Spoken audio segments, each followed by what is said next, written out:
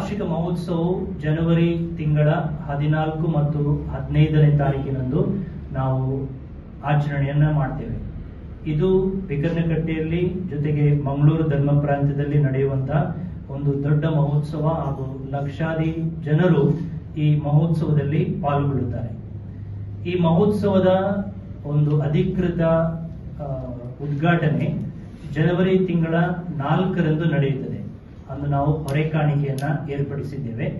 ಈ ಹೊರೆಕಾಣಿಕೆಯು ಸಂಜೆ 4:15 ಗಂಟೆಗೆ ಕುಲಶೇಖರ ಚರ್ಚ್ ಆವರಣದಿಂದ ಆರಂಭವಾಗಿ ಸುಮಾರು 6 ಗಂಟೆಗೆ ಬಿಕರ್ನಕಟ್ಟೆ ಪುಣ್ಯಕ್ಷೇತ್ರವನ್ನ ತಲುಪುತ್ತದೆ.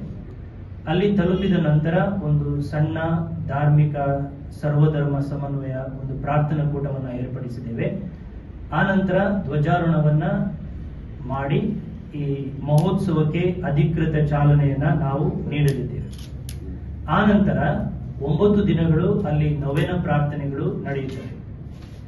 ನೊವೆನ ದಿನಗಳಲ್ಲಿ ಅಂದ್ರೆ 9 ದಿನಗಳಲ್ಲಿ 9 ಬಲಿಪೂಜೆಗಳಿವೆ. ಬಲಿಪೂಜೆಗಳು ಅಂದ್ರೆ ಪ್ರಾರ್ಥನಾ ವಿಧಿಗಳು.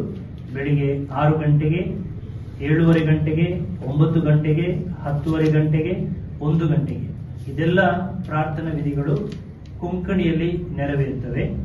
ಸಂಜೆ 4 ಗಂಟೆಗೆ ಮಲಯಾಳಂ ಭಾಷೆಯಲ್ಲಿ, 5 ಗಂಟೆಗೆ ಇಂಗ್ಲಿಷ್ ಭಾಷೆಯಲ್ಲಿ, 6 ಗಂಟೆಗೆ ತೆರೆದ ಮೈದಾನದಲ್ಲಿ ಕೊಂಕಣಿ ಭಾಷೆಯಲ್ಲಿ ಮತ್ತು 7:15 ಗಂಟೆಗೆ ಕನ್ನಡದಲ್ಲಿ ಪ್ರಾರ್ಥನಾ ವಿಧಿಗಳು ಅಥವಾ ಬಲಿಪೂಜೆಗಳು ನಡೆಯುತ್ತವೆ.